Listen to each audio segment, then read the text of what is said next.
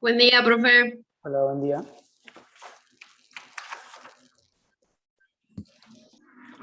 Hola, ¿cómo están? Bueno, comenzamos entonces a trabajar con un poco las lecturas que teníamos para hoy. Que no sé cuál habrá hecho cada uno, ¿no? Pero en esta oportunidad estoy tentado a comenzar, digamos, en lugar de justamente por la literatura, comenzar por las fuentes.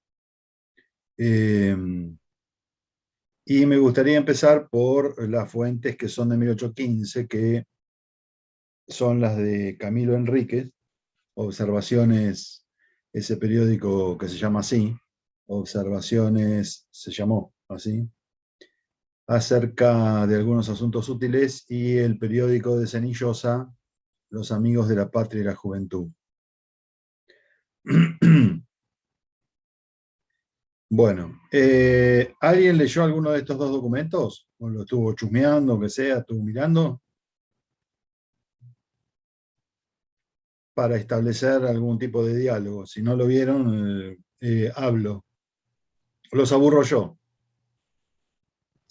No, profe, yo leí los textos de Souto Traverso y la de George Myers, algo así, pero no vi las fuentes. Está bien. Bueno, leíste mal incluso, ¿eh? Ahora te voy a explicar por qué. Bueno, no importa. Está bien que lo hayas leído, mejor. Bueno, entonces, volvamos al tema de las fuentes. ¿Alguna de estas dos fuentes? No.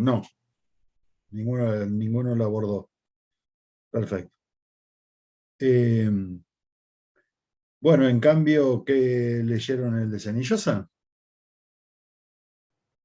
Profe, buenas tardes. Yo leí la Biblioteca de los Morenistas, Perfecto, está bien. así que no sé si después podría aportar algo por ese lado. Bueno, muy bien. Facundo aparentemente leyó el escrito de Cenillosa de 1820. Ese, más o menos. Bueno. ¿Y el resto? Yo leí el de Souto. Buenísimo.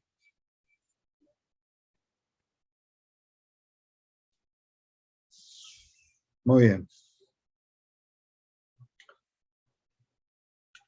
Entonces,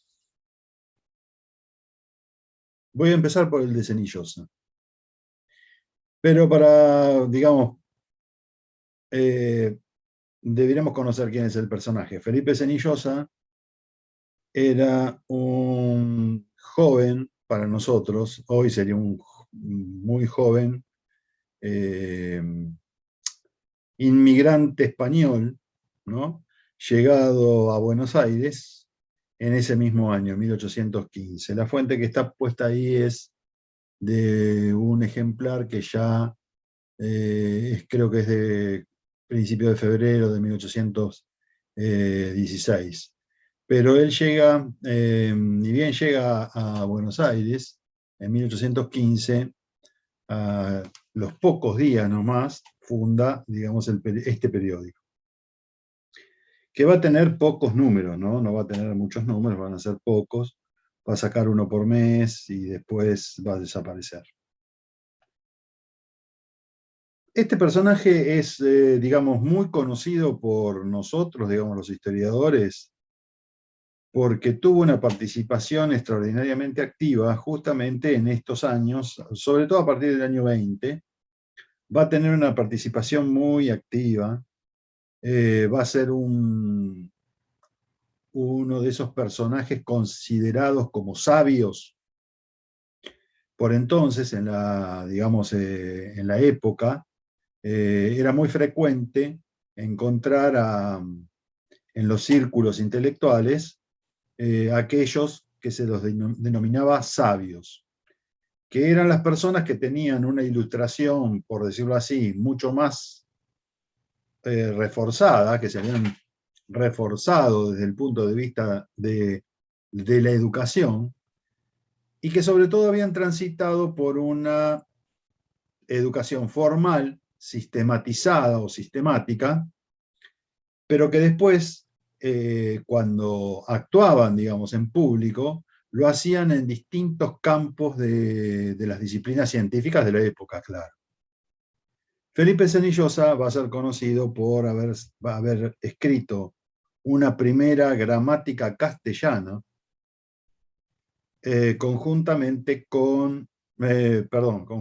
paralelamente a otra gramática castellana también, que va a escribir un personaje que yo les mencioné, editor del Censor, Valdés. ¿Se acuerdan? El Valdés, el cubano, que yo les dije que era un periodista, un editor, corrido, digamos, a partir de los hechos revolucionarios en Cuba, y que había, bueno, atracado acá en el puerto de Buenos Aires.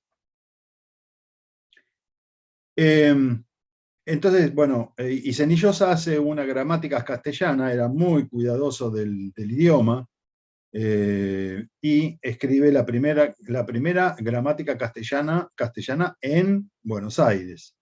Le sigue la de Valdés, escrita también en el mismo año, y eso para empezar a hablar, digamos, de las cosas que hizo Senillosa, además de haber editado este periódico de existencia fugaz, podríamos decir. Como muchos otros periódicos de la época, también el periódico de Camilo Enrique, de observaciones acerca de algunos asuntos útiles, también fue muy efímero. Ahora bien, las trayectorias de estos dos personajes son distintas. En el caso de Senillosa, es decir, antes conocemos algo de la vida de Senillosa. Bueno, había nacido en el 92 en Castellón de la Plana, esto es, digamos, hoy queda dentro de lo que es Barcelona.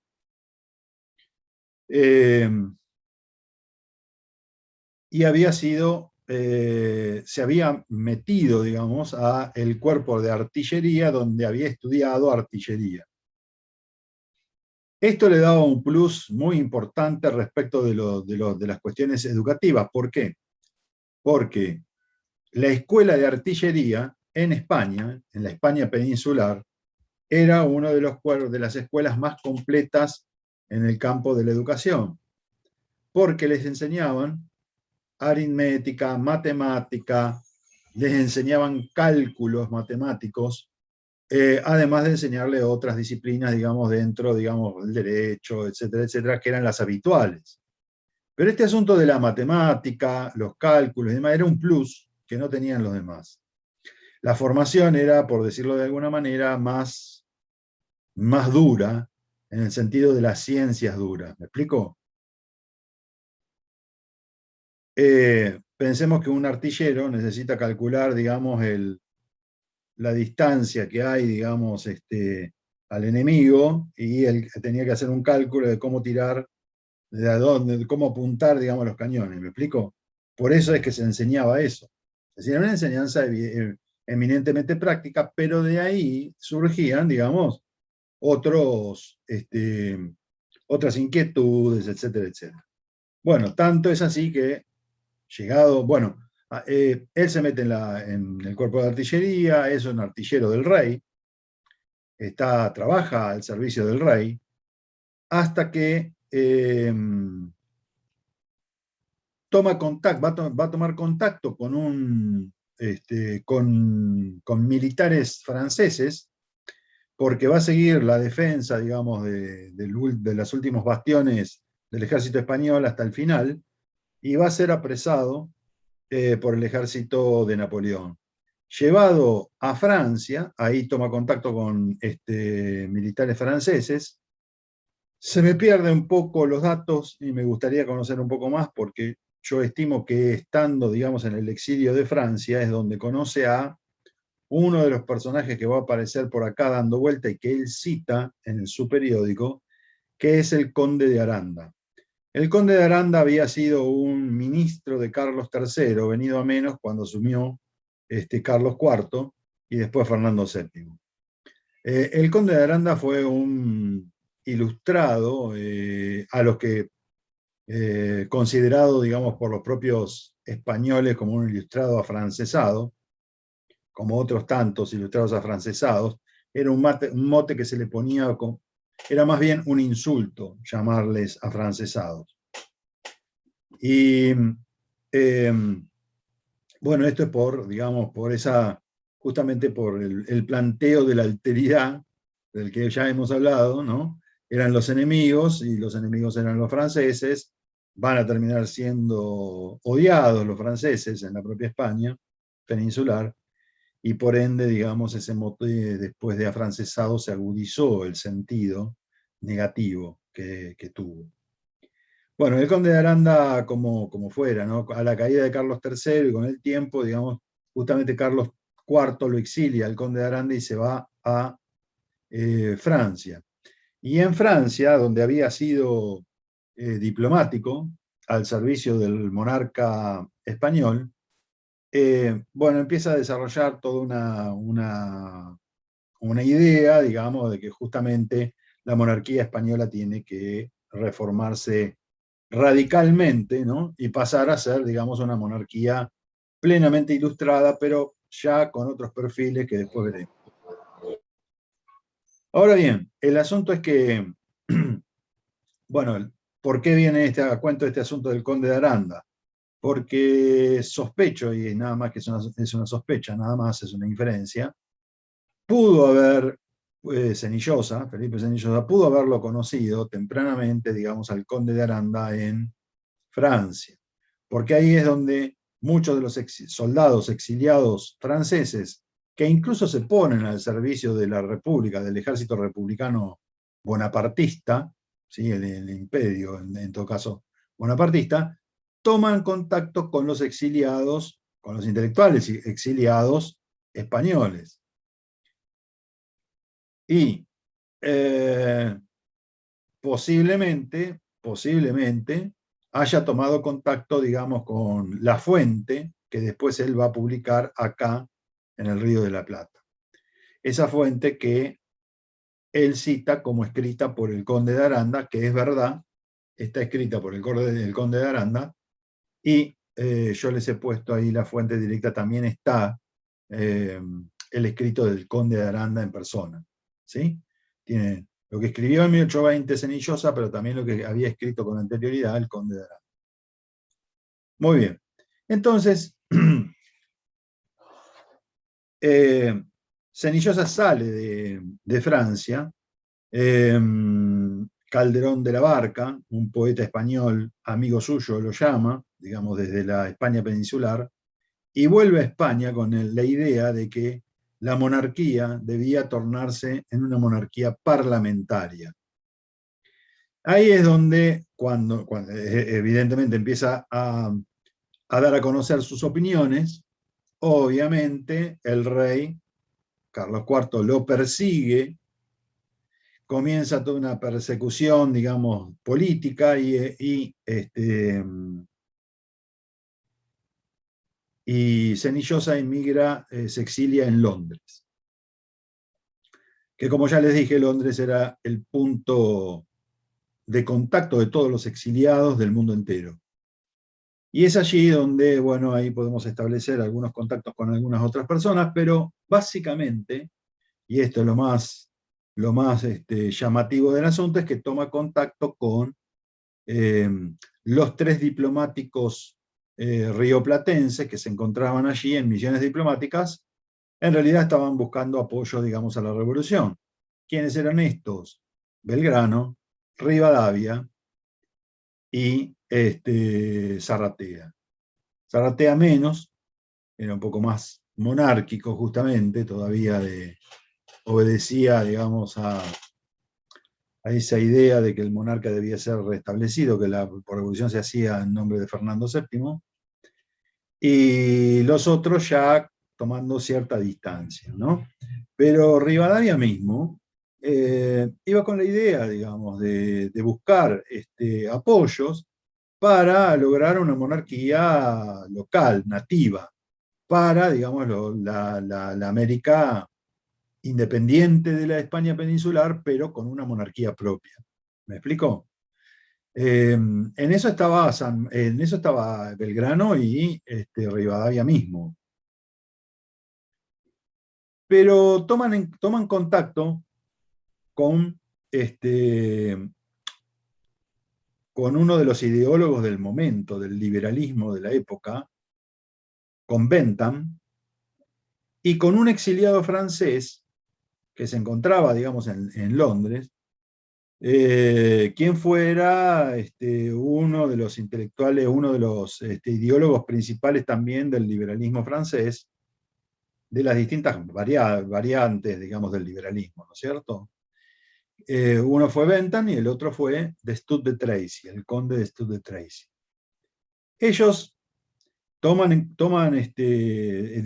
comienzan un diálogo que terminó siendo bastante fructífero con Rivadavia y con Belgrano. Bueno, a Zaratea no lo convencen demasiado, a Belgrano no lo convencen tampoco mucho, porque cuando vuelve Belgrano viene con la idea de establecer una monarquía temperada, o sea, parlamentaria, ¿no? Pero con la idea de poner un monarca inca, ¿no? Que representara, digamos, lo nativo. Pero bueno, ya obviamente que va a haber una serie de dificultades lógicas, por otra parte, para poder implementar esto, digamos, en la práctica. Y el que realmente toma, digamos, otro camino y que se convence de que ese no era, digamos, no era el sistema más adecuado para establecer en América, va a ser Rivadavia, quien termina convencido de que el camino de la revolución debía ser la república. Esto se lo dicen, digamos, en numerosas oportunidades y en cartas después, en cartas porque van a sostener, digamos, una relación epistolar bastante aceitada con Bentham, Rivadavia y Bentham, donde Bentham le plantea claramente que ese no era, que la república era la salida para América, ¿no? Lo mismo le planteaba de Stud de Tracy, que le decía, bueno, mira, nosotros tenemos cientos de años de existencia en Europa. Hemos probado diferentes caminos, ¿no? Y el sistema de dominación más largo que hemos sostenido, que hemos tenido, ha sido la monarquía, y no ha dado resultado. ¿Por qué insistir ustedes digamos, teniendo la posibilidad de establecer algo nuevo? Eviten pasar por esa situación, peguen el salto directamente hacia la monarquía, aprovechen la oportunidad, dado que están haciendo la revolución. Ese era, digamos, el planteo general, tanto de Bentham como de Stud de Tracy. Por supuesto, esto iba acompañado con una serie de conceptos políticos que son conceptos políticos modernos, son los que incluso nosotros en la actualidad seguimos utilizando, ¿no es cierto? Como el concepto de individuo, de ciudadanía, democracia, república, justicia, etcétera, etcétera. Incluso este asunto de la igualdad de oportunidades, etcétera, etcétera, que son todos conceptos que vienen de acá, de este momento en el que estamos explorando, donde obviamente fue un momento de eclosión, por decirlo así, de nuevas ideas, ¿no? Por entonces eran nuevas, ahora ya no son tan nuevas, pero seguimos trabajando con estas cosas. Bien, entonces, convencido de esto, ¿qué hacen los... la idea de Belgrano también termina siendo más o menos parecida en este sentido que les voy a plantear. Bueno, marchemos hacia una república o hacia una monarquía de corte más moderna, lo que vamos a necesitar es modernidad. Es modernizar los aparatos, es modernizar la cultura rioplatense, del antiguo virreinato del Río de la Plata. ¿Y cómo lo hacemos a esto? Bueno, tenemos de distintas formas, pero seguramente nos va a faltar algo que es indispensable, que son los recursos, hoy diríamos los recursos humanos. No tenemos recursos humanos para llevar adelante un proceso de modernización, de progreso, marchar hacia una república moderna. ¿Me explico? De manera tal que lo que hacen ambos es salir a contratar personas que vayan al Río de la Plata a trabajar, a ponerse al servicio, digamos, de los gobiernos patrios para promover esta modernización. Y es ahí donde lo conocen, digamos, a Felipe Cenillosa y lo convencen de que estas tierras, digamos, son ejemplares, digamos, que tenemos son lugares donde está todo por hacerse, que era absolutamente cierto, y que tenían todas las posibilidades del mundo para poder desarrollarse desde el punto de vista intelectual, como en el caso de Cenillosa. Es por eso que Cenillosa viene acá, viene incluso en el mismo barco, junto con otros intelectuales como Mora, por ejemplo, que no se va a quedar en el Río de la Plata, sino que va a ir hacia el norte, va a llegar hasta incluso México, en donde, digamos, va a fundar escuelas. Bueno, hoy un instituto lleva, una editorial también lleva su nombre, ¿no es cierto? Fue muy importante allí. También, digamos, hay otro intelectual también que muy importante de la época, que no recuerdo ahora su nombre, que va a recalar, digamos, en Colombia, Venezuela y Colombia, y también va a generar hechos culturales, quiero decir, ¿no es cierto? Muy fuertes en el plano de la educación, sobre todo. Y ellos van a ser quienes permitirán, digamos, será el puente de acceso, quienes van a posibilitar la entrada de la escuela lancasteriana, digamos, a nuestro territorio, digo a nuestro territorio, toda América. ¿Me explico? No casualmente todos estos vienen de esta usina intelectual que era Londres en la época. Bien. Entonces, Cenillosa, cuando llega digamos, a Buenos Aires, funda este periódico y ya en los primeros números comienza, bueno, el periódico de la época obviamente es bastante diferente de los periódicos actuales, como si lo chusmean se van a dar cuenta, no tiene nada que ver, no es un periódico moderno. Los periódicos de la época son propiamente políticos, no hay, digamos, no buscan una supuesta neutralidad o una supuesta objetividad, no hay objetividad directamente en los periódicos de la época. Lo que hay es un compromiso con las ideas porque están queriendo hacer algo, ¿no es cierto? Y eso, digamos, forma parte de la práctica política de entonces. Es decir, el periodismo, la edición de un periódico, estaba atada justamente a una práctica política concreta.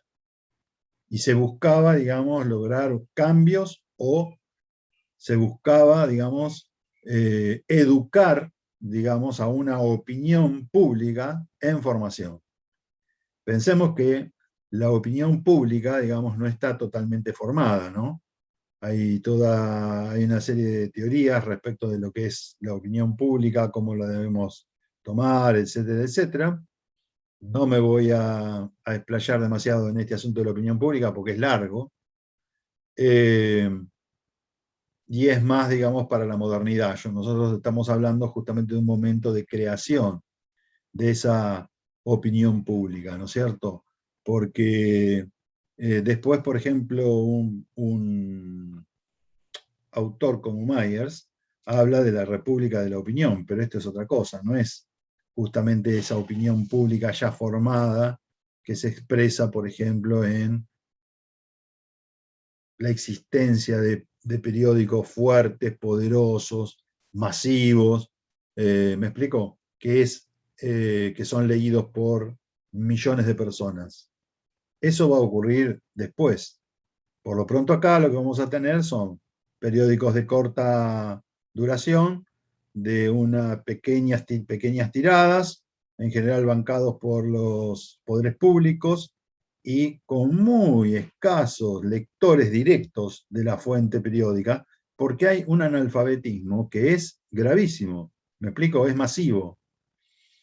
O sea, mal podemos estar hablando de una opinión pública de corte moderno cuando la alfabetización no ha llegado.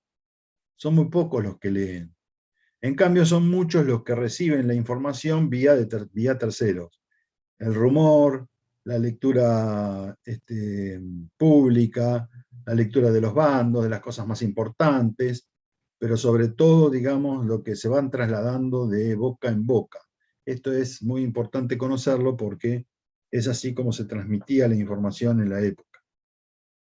Entonces, ¿qué va a hacer Cenillosa? Bueno, va a ser un periódico de corte político, pero de la época, ¿no? Típico de la época, en donde va a combinar una serie de cosas.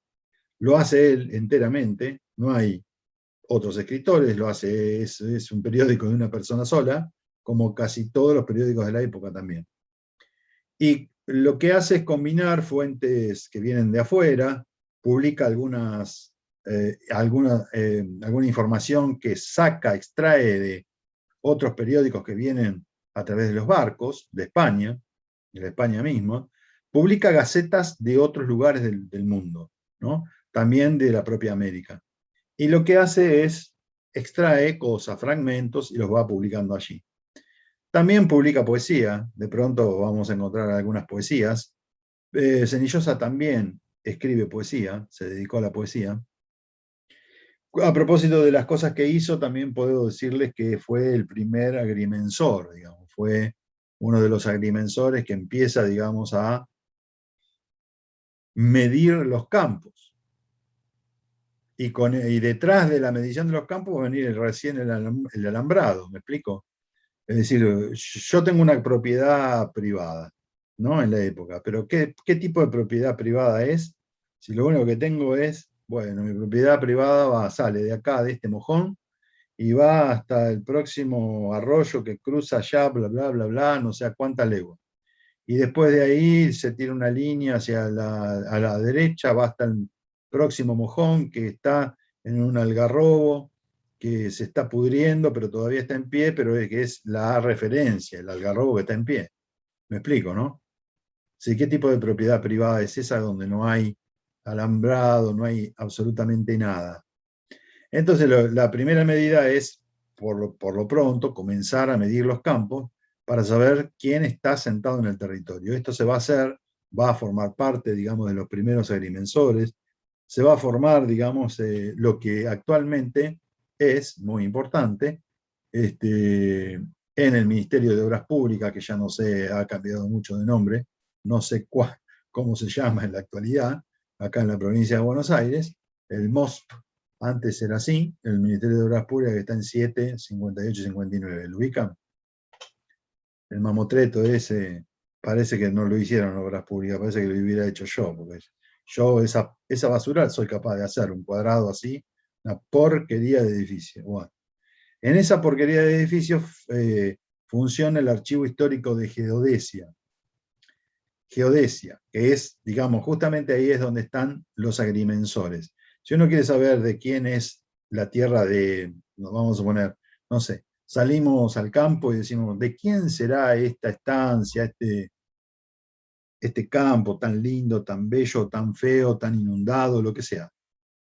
Bueno, todos los antecedentes, esto para que ustedes conozcan cómo se manejan las fuentes, ¿no?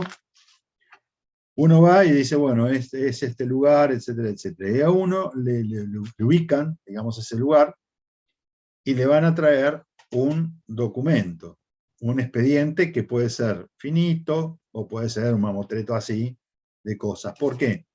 Porque lo que nos van a dar es como si fuese la historia de ese campo, para atrás.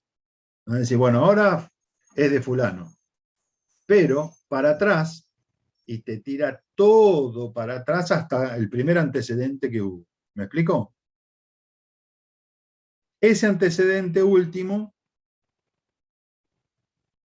puede, si estamos muy cerca de Buenos Aires, de capital, digo, o por esta zona más o menos, vamos a tener antecedentes incluso hasta coloniales.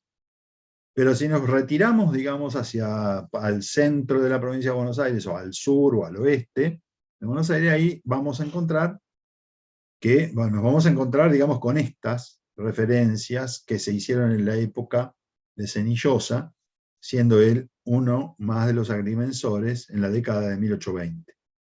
Porque es ahí donde se pone más o menos en claro toda la provincia de Buenos Aires, todos los antecedentes de la provincia de Buenos Aires. ¿Me explico?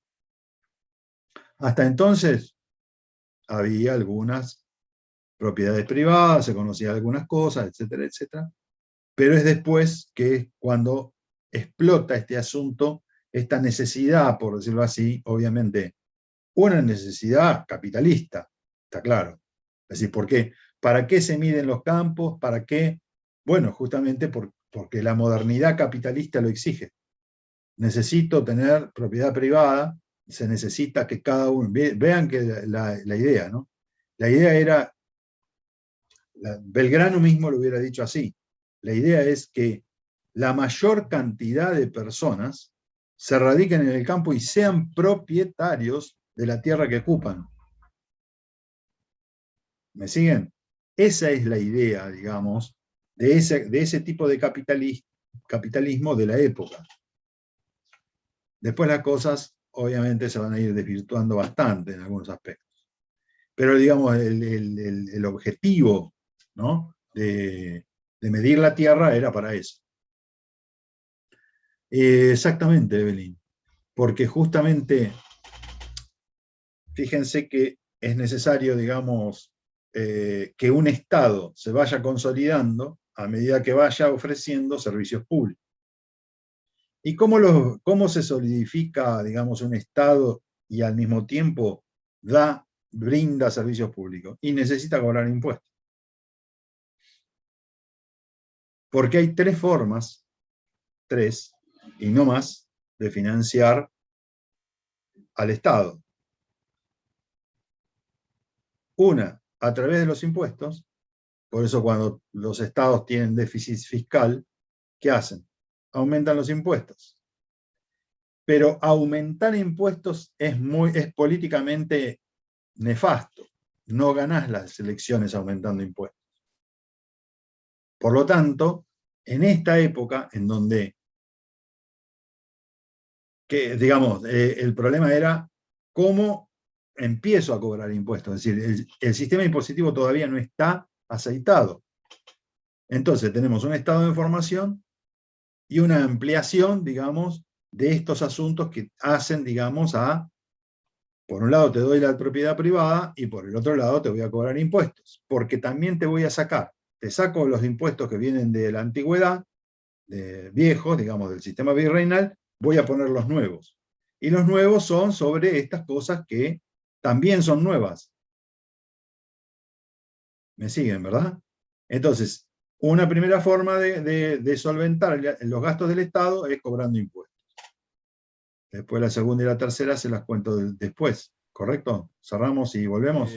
En la época de Rivadavia se van a implementar justamente una serie, no una serie, se van a implementar 2 o 3 impuestos que son básicos, ¿no? Y se van a eliminar prácticamente todos los impuestos que venían de la época virreinal. Esto, digamos, conforme tenían la intención de establecer, digamos, un sistema impositivo moderno. Muy bien, la segunda forma de solventar los gastos del Estado es tomar deuda, o sea, endeudarse, ¿no es cierto? Vos endeudás y decís, bueno, me tomo prestado plata a alguien. Esto puede ser al exterior o interiormente. Puedo armar, digamos, un sistema, digamos, puedo implementar algún tipo de ley a través de una ley o lo que sea, no sé, promesas, ¿no? Digo, bueno, te doy un papel, ¿no? En donde dice que vale por 1000 mangos. Me das los 1000 mangos y esperás a que yo en algún momento te lo pague. Si no te lo puedo pagar, tiene fecha de vencimiento. Si no te lo puedo pagar, te lo renuevo. Y así sucesivamente, ¿no es cierto? Y si no te lo puedo pagar... Como fueron los... ¿Sí? Perdón, como fueron los Bonex en los 90. Claro, Bonex. claro, sí, parecido a eso. O sea, en tiempos modernos se hacen, digamos, son letras de tesorería, son, ¿cómo se llaman? Son acciones de la deuda. Vieron que se habla de los títulos de deuda. ¿Qué son los títulos de deuda? Y es un papel. Es un papel que dice lo mismo, vale por 10.000 millones de dólares. ¿Me los da los 10.000 millones de dólares? Y sí, te los doy, tomá. Ahora, ¿qué hacen con ese papel? Lo dividen en un montón de papeles un poco más chicos, de menor valor, y lo negocian, digamos, en la bolsa. Como el tipo dice, yo no tengo la expectativa, yo le presté 10.000, ¿no? Millones de dólares, pero no tengo la expectativa de recuperarlo rápidamente. Entonces, ¿qué hago? Divido eso y lo negocio en el mercado. Ahora, no puedo darle el valor real a cada uno de esos papeles porque no me lo va a comprar nadie, porque el tipo que lo compra se va a estar arriesgando a que el deudor pague o no, ¿no es cierto? Entonces siempre valen bastante menos.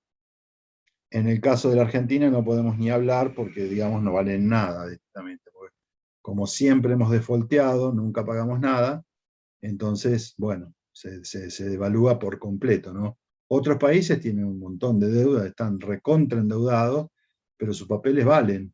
¿Por qué? Porque pagan, en algún momento pagan. Nosotros en algún momento pagamos ya cuando no damos más, estamos reventados, y bueno, no importa, eso ya lo conocemos, yo ya lo conozco, ya el plan, me mencionaste el plan Bonex, yo en el plan Bonex perdí unos ahorros que tenía de una venta de un kiosco que me había permitido estudiar. Y lo perdí todo porque al señor Plan Bonex, ahora no me sale cómo se llama, el gordo era gordito y el riojano que no me acuerdo, amigo del Menem, bueno, lo implantó. Fue antes, obviamente, que Cavallo. Es decir, nosotros sufrimos las dos cosas ahí en el término de 2 años, ¿no? Primero el plan Bonex, nos reventaron, ¿no? Hiperinflación, una cosa pero brutal, y seguidamente Cavallo. A lo que la mayoría de este pueblo estuvo completamente de acuerdo, incluyendo a todo el peronismo gobernante. Muy bien. Entonces, esos títulos, o sea, nosotros podemos generar, el Estado puede generar ficticiamente plata.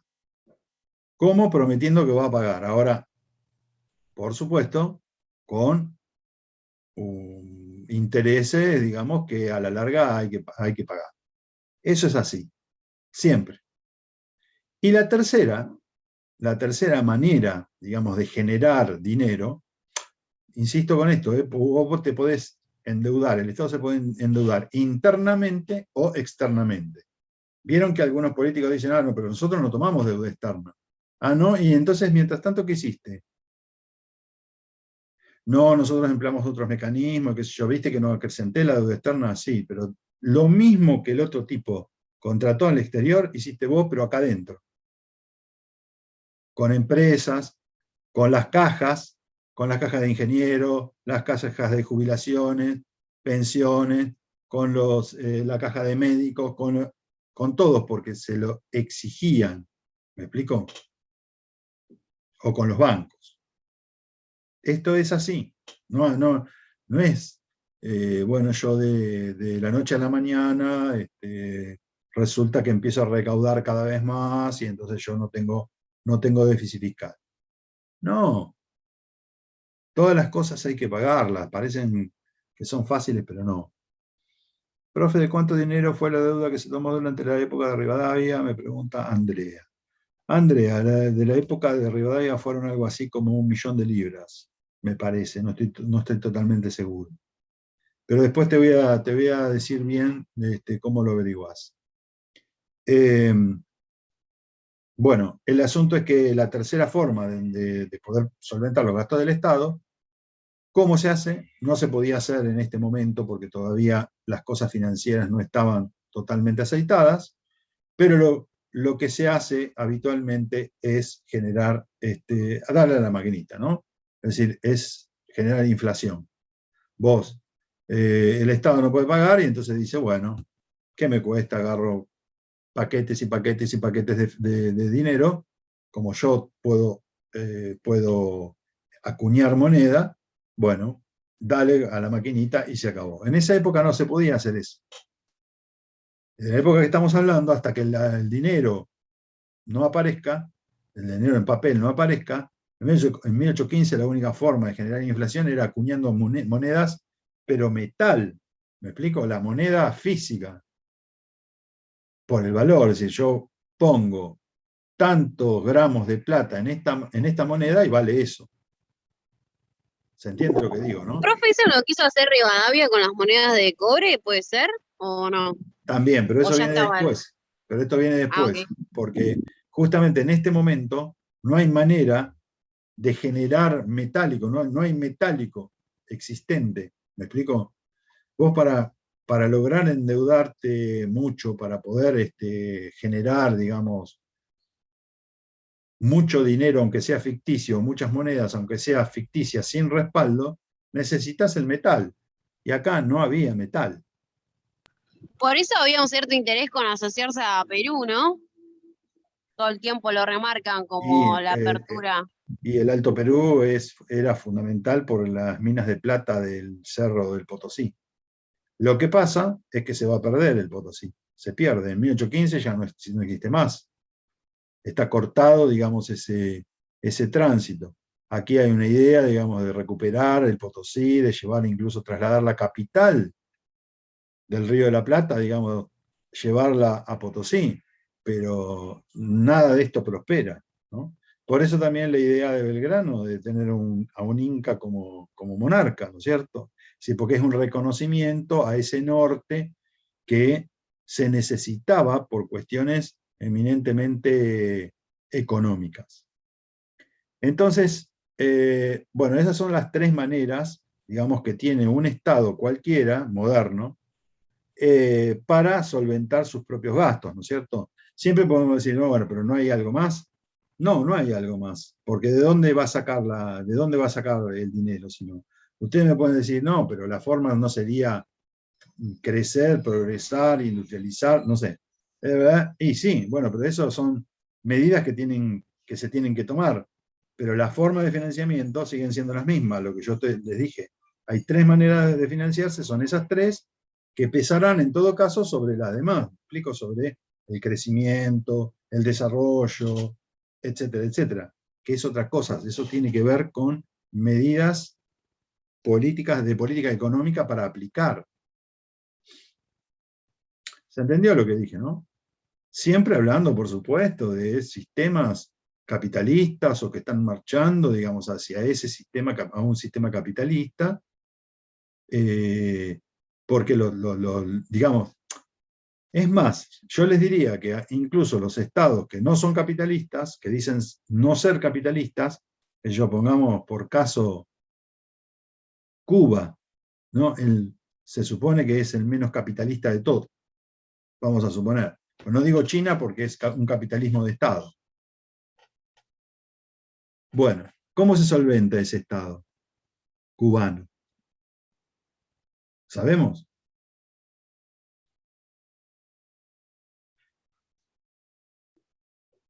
¿No? Con el turismo y los dólares del extranjero. Vamos a suponer, una parte viene de ese lado, viene por ahí. Bueno, y esos dólares, porque hay una economía paralela gigantesca en Cuba. ¿Pero de dónde viene esa plata? Es decir, ¿cómo se hace el Estado de esa plata? Porque ahí en ese caso estamos hablando de que la mayor parte de las empresas turísticas son privadas. Es muy llamativo esto. Pero cobrándole impuestos, ¿correcto? Y a la población, a la población al que trabaja, ¿le cobran algo? Sí, entre el 80 y el 90% del sueldo, del salario de las personas que trabajan van para el Estado. ¿Por qué? Y es lógico, porque el Estado solventa todos los gastos atinentes a educación, salud, atención, digamos, a la vivienda, comida. ¿Me explico? Porque subsidia todo, pero subsidia, a ver, a costa del trabajo del conjunto, es lo mismo. No, y ni siquiera es lo mismo, ni siquiera es lo mismo. Pero les quiero decir que el mecanismo que tiene el Estado para armarse de dinero y para solventar los gastos del Estado, del propio Estado, ¿cuáles son los gastos del Estado? Y es el servicio que te da. Un Estado está ¿para qué? Para dar servicios. ¿Y cómo lo solventa? Bueno, les acabo de dar las 3 pautas, los 3 elementos para poder, digamos, financiarse. El menos popular de todas estas herramientas, obviamente, es el cobro de impuestos. Porque va a todos por igual. ¿Qué es lo que le pasa a los Borbones cuando asumen Carlos III? Digamos, durante toda la época de los Borbones, hay aumentos considerables de impuestos que pesan sobre toda la población, indiscriminadamente, sobre todos. Entonces, todos, los ricos, los pobres, más o menos, todos terminan, digamos, medio enojados con los Borbones. Y esta es una de las razones por las cuales, digamos, se van a producir algunos de los levantamientos, aquí también en América. También los levantamientos indígenas. Y el más popular, por decirlo así, el más popular de todos, ¿cuál sería? Por lo menos en el momento. ¿Cuál sería la medida más popular? Y lo de generar más dinero. ¿El qué? Generar más dinero. Imprimir más en este caso. Supongo. Una de las más populares era esa en tiempos bien modernos. En aquella época, obviamente, no había para imprimir, entonces, obviamente era tomar deuda. Es decir, ahora, por supuesto, el más popular es darle a la maquinita, total, en el momento vos no te das cuenta. En el momento tenés una explosión vos decís, bueno, qué bueno, consumo. Lo cual, digamos, independientemente de lo que se genera a futuro, ¿no? Ese sistema para mí es nefasto. Pero por el objetivo que tiene, que es el de consumir, es de seguir, digamos, volcado en esa sociedad consumista, para mí, muy nefasto. Siendo que yo soy bastante poco consumista, digamos, en ese sentido soy un poco coherente, ¿no? Ahí sí que soy coherente. En otras cosas no tanto, pero en esto sí. ¿Por qué? Porque no consumo nada, entonces incluso me molesta la sociedad consumista. Entonces que alguien me proponga consumir más, me molesta también. Es así de sencillo. Pero sé perfectamente que decirle a la gente consumí menos, es lo más antipopular que hay. Eso está claro. Entonces, obviamente que eso es lo más popular ahora, aunque sea transitorio. Lo más o menos, un poco menos popular, pero también es popular, es, bueno, tomemos deuda externa y después vemos cómo se paga. El problema es que en el medio hay que hacer algo para ver cómo se paga, porque si no, terminas mal, ¿no? Y lo peor es aumentar impuestos. Eso seguro. Nunca está planteado dejar de gastar. ¿Ves? Porque justamente en el sistema capitalista, la rueda funciona si vos consumís más. Si producís más primero y si después consumís más. El problema de acá es simplemente consumir más. El punto inicial es producir más, que era el viejo capitalismo. ¿Mm? Ok. En Victoria se ríe. ¿Y qué más me pusieron acá? Así se financiaron los ejércitos, me dice Evelyn. Así, tomando deuda, o cobrando impuestos. Sí, tomando deuda. Tomando deuda. Claro, O sea, el ejército revolucionario más que nada quería saber. Exacto. Los ejércitos revolucionarios tomaban deuda. prometían pagar, digamos, siempre había algún financista en el medio, ¿no? Y bueno, ¿y quién era el que otorgaba, digamos, que daba las facilidades? Bueno, Inglaterra vendía un montón de armamento, Francia lo mismo, Bélgica también, y van a seguir siendo los vendedores mundiales hasta el día de hoy. Bélgica y Francia están a la cabeza de la venta de armas mundiales, ¿no? Son los principales pacifistas, pero son los principales vendedores de armas, ¿no? Esas cosas que nos pasan. Pero efectivamente, ¿no? Es decir, los ejércitos libertadores no tenían cómo financiarse, ¿con qué? Y entonces los estados se tomaban deuda, porque si no, no había otra forma, no había manera. ¿Cómo se compraban las armas? Era imposible, ¿no? Entonces vivían, obviamente, endeudados, ¿no?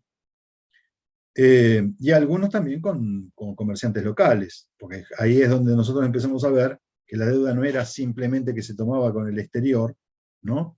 Sino también con financistas locales o con grandes comerciantes que obviamente se beneficiaban después a la larga con lo que el Estado le pagaba. Porque sea uno u otro, acá cambiaban de color, quiere decir, podían ser un federal, unitario, lo que fuese, no importa. El tipo le vendía a cualquiera de los dos. ¿Por qué? Porque los dos le compraban al mismo tipo a lo mejor. Y le iban a seguir vendiendo en la medida en que cualquiera de los dos les generaba la expectativa de que le iban a seguir pagando. Y en algún momento iban a pagar, porque si no después no encontraban nunca más nada, ¿no? Bien. Vuelvo todo este circuito para volver a Cenillosa. Facundo se tiene que ir. Ok. Dejamos después entonces las consignas para la próxima clase. Lo pongo en el Facebook en todo caso. Vuelvo a Cenillosa. Entonces, entre las cosas que publica Cenillosa, para ser más sintético, ahí en este periódico que se llama así, Los Amigos de la Patria y la Juventud, que tiene una resonancia de época, porque con anterioridad en la propia España peninsular se habían multiplicado los clubes de amigos de la patria, se llamaban así, amigos de la patria, amigos de la patria, amigos de la patria, clubes, periódicos, hojas, publicaciones, grupos políticos, quiero decir, que se denominaban así, amigos de la patria, y en general estaban compuestos por jóvenes, por los jóvenes de la época que venían con estas ideas renovadoras de la Ilustración, ¿no? Y del cambio, digamos, de época de una monarquía a una república. Eran jóvenes republicanos que se autodenominaban así, los amigos de la patria. Y también Cenillosa, evidentemente, hace este periódico que tiene ese nombre como propio de ese clima de época que se vivía, que era de renovación. Y una de las cosas que llama la atención es que, bueno, va a publicar un fragmento de esa fuente del Conde de Aranda, en donde Aranda expone una serie de ideas que hacen, digamos, al establecimiento de una monarquía parlamentaria, tomando ideas que venían de un liberalismo, yo diría que un tanto conservador. ¿Por qué digo esto? Porque fíjense que va a empezar a trabajar, digamos, la preocupación principal de Aranda, ¿cuál va a ser?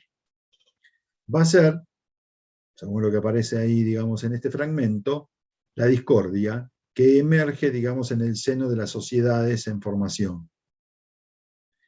Esa discordia, llamada así discordia, ¿no?, es la que vamos a encontrar de manera permanente en las fuentes de la época, de nuestros próceres, porque todo el mundo quiere evitarla. Evitemos la discordia, evitemos la confrontación, evitemos la pelea. En general, a todo eso le llaman discordia, sencillamente. Eran las desavenencias, eran las discusiones. Evitemos la anarquía. El temor a la anarquía era una cosa permanente y vigente, siempre presente, que obviamente tanto para Belgrano, Moreno, Rivadavia y compañía, el propio Monteagudo, va a ser el sistema federal. El federalismo para ellos era la anarquía. ¿Y por qué? Sencillamente porque desmembraba o disgregaba el poder. En lugar de concentrarlo, ¿no? Lo dividía, lo multiplicaba en sucesivas divisiones y esto llevaba a la anarquía. Y por supuesto eso era, digamos, las discordias emergían, digamos, de ese tipo de federalismo que se entendía de esta manera. Si cada una de las provincias tiene una posición diferente, ahí vemos justamente la anarquía.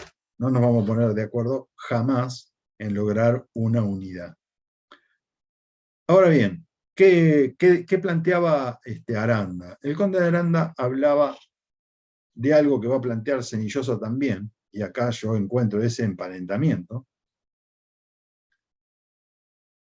Y va a partir, digamos, de la idea jovesiana sobre lo que era el hombre. Lo dijimos en una de las clases, habíamos planteado la idea de que el hombre para Hobbes era malo, competitivo, ¿no es cierto? Es decir, que deseaba captar o llegar a la gloria, pero para llegar a la gloria necesitaba la propiedad, quería, digamos, concentrar cada vez más propiedad, etcétera, etcétera, y eso lo llevaba a la discordia, lo llevaba a pelearse con todos los demás, ¿cierto? En un mundo en donde eran todos iguales, todos eran así, y entonces todos se temían entre sí. Y Aranda sostiene que la mejor forma de establecer una sociedad en paz va a ser generando un equilibrio permanente, tomando en cuenta siempre el concepto que, digamos, para poder lograrla, ¿no? Para poder lograr esa paz, para poder lograr esa prosperidad en la cual todos vamos a estar contentos, felices, y todos vamos a ser buenos ciudadanos siempre y cuando la prosperidad nos ayude, se va a lograr llevarla adelante a través de estas tres cuestiones básicas: la libertad, la igualdad y la propiedad. Tres elementos claves para entender el razonamiento que va a tener el propio Senillosa en ese documento de 1820. Que precisamente en ese documento va a manejar esta tríada, ¿no? El concepto de libertad, igualdad y propiedad. Fíjense que este es el lema prácticamente de la Revolución Francesa, que es libertad, igualdad y fraternidad. En cambio, en lugar de utilizar la fraternidad, utilizan el concepto de propiedad. Muy interesante, porque precisamente esa variación, ¿no?, sobre los términos de la Revolución Francesa, hacen que se despeguen de la propia Revolución Francesa y que se peguen mucho más, digamos, a los conceptos, en todo caso, de los Wise británicos conservadores, de la mano de Edmund Burke, que no casualmente, también Senillosa lo va a citar en el periódico de los Amigos de la Patria y la Juventud. También tiene un fragmento de Edmund Burke. Lo más importante que uno puede decir de Senillosa en ese momento es que los cita y los discute a los autores.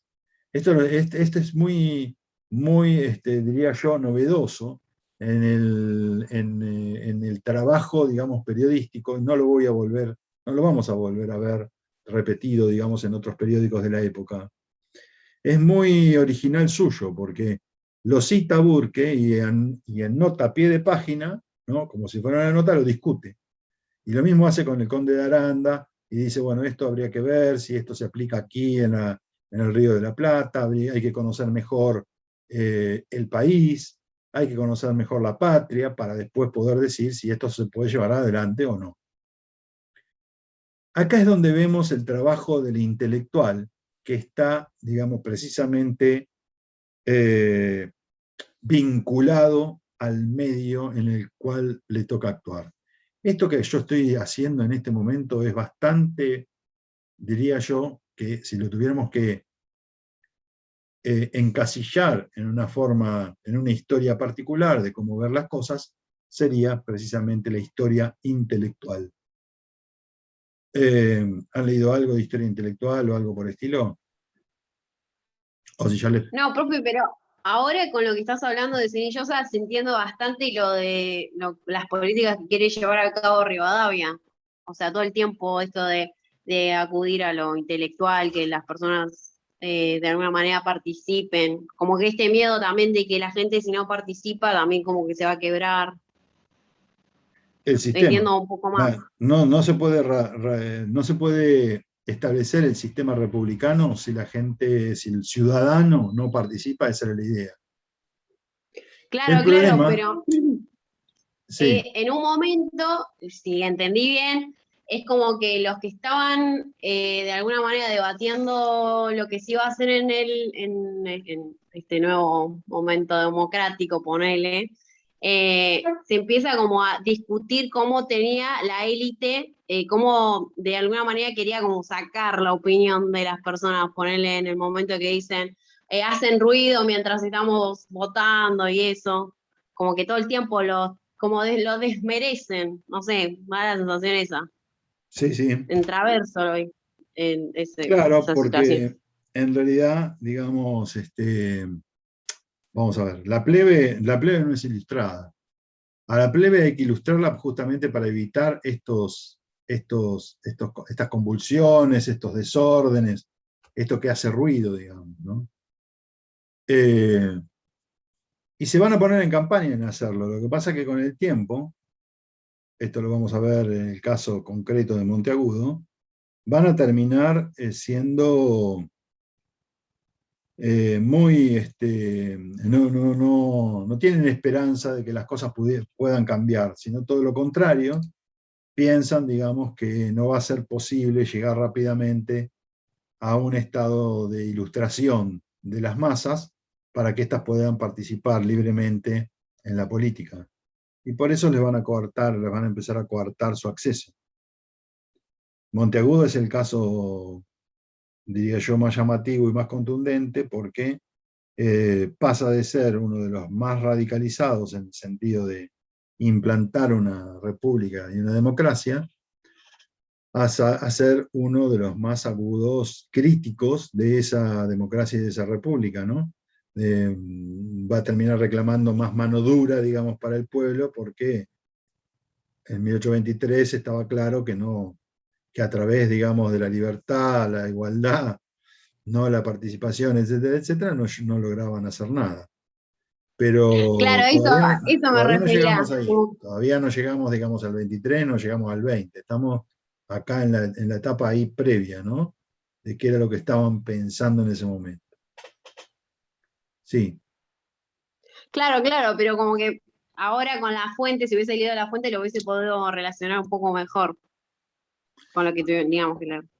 Y sí, ahora vamos a hablar cómo tenemos que hacer esa relación. Bueno, entonces vuelvo y para terminar con Cenillosa.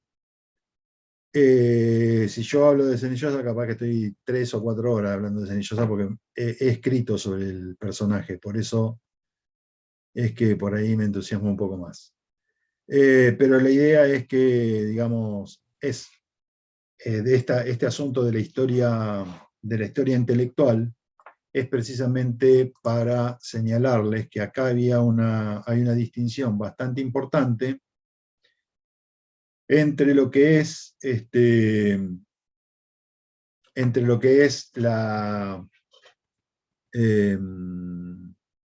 la historia de las ideas y la historia intelectual. ¿Habíamos dicho algo de esto? ¿No? Bueno. Esto incluso es para reforzar esta idea de que uno puede explorar conceptos que son actuales en el pasado sin tener que plantear anacronismos. Fíjense que la historia de las ideas tradicional lo que hacía era una especie de, podríamos decir, genealogía, hubiera dicho mi buen amigo Foucault, o la arqueología, en todo caso, ¿no es cierto? Y que se partía de la idea de decir, bueno, acá tenemos esta idea de vamos a suponer, un ego principal actual, ¿no? Cualquiera. Vamos a suponer, bueno, yo mismo, Guillermo Quintero, para no poner a nadie más. Piensa de esta manera, ¿no? Entonces tiene esta idea, tiene este pensamiento. Pónganle lo que acabo de decir respecto de las 3 formas de financiar el Estado. Todo alguien puede decir, pero este tipo es un capitalista, para no decir que es un cerdo capitalista. Ok. Y entonces el tipo decía, ¿y por qué es un cerdo capitalista? Entonces iba para atrás, buscando las fuentes de los cerdos capitalistas en el pasado. Y entonces llegaba, digamos, hasta Ricardo o Smith, que son 2 autores claves para entender el capitalismo, pero completamente distintos. Yo diría que uno, Adam Smith, era perfectamente anacrónico para su época. En cambio, Ricardo no era nada anacrónico, y era en todo caso un poco más capitalista todavía que Smith. Era un cerdo capitalista más grande, más gordo. Todo esto que yo les digo tiene un fundamento que es muy largo de explicar. Que si ustedes quieren, en todo caso, en otro curso, en otro seminario, lo podemos hacer. Pero lo que quiero decir es que, ¿qué hacía la historia de las ideas? Decía, el tipo piensa así, y vamos para atrás. Y hasta llegar, digamos, al origen de esa idea, de esas ideas. ¿Me explico? Como si hubiesen permanecido casi inmutables. ¿Por qué? Porque mi idea de estas 3 formas de solventar el Estado tenían un origen, tenían una manera de pensar, digamos, al Estado mismo, etcétera, etcétera. Y aparentemente, digamos, había permanecido así eternamente y yo mismo era el representante, era más o menos lo mismo que de Ricardo. ¿Me explico? Pues no. No. ¿Por qué? Porque fíjense lo que yo les dije, que estas 3 formas de solventar al Estado se pueden aplicar incluso hasta una economía comunista o socialista.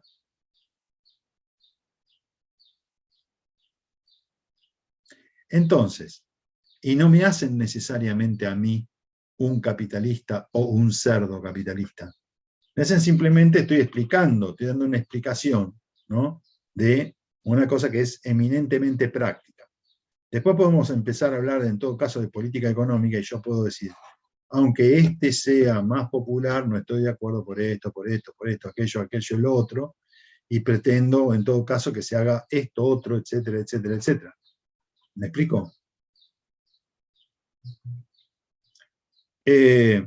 Entonces, ¿qué hace? Porque si no sería todo lo mismo. Todo exactamente lo mismo, digamos, desde Adam Smith hasta la actualidad.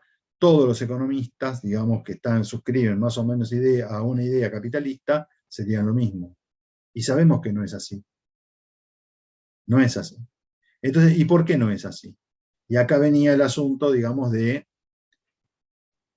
los problemas que se le generaba a la historia de las ideas clásicas. Dice, bueno, ¿y cómo encaja el pensamiento de este tipo dentro de la matriz de pensamiento?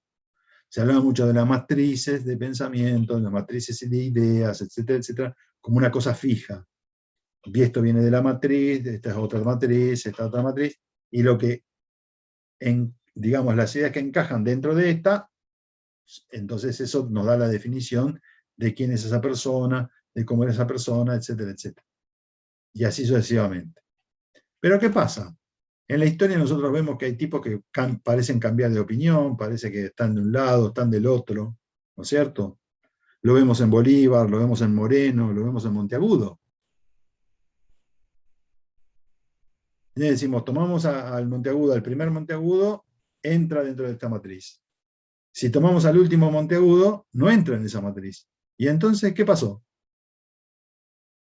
Entonces, la historia intelectual lo que hace es una conjunción de las ideas que vienen de las matrices de pensamiento, de los orígenes, y la evolución, más la historia personal de cada una de las personas que nosotros estamos analizando.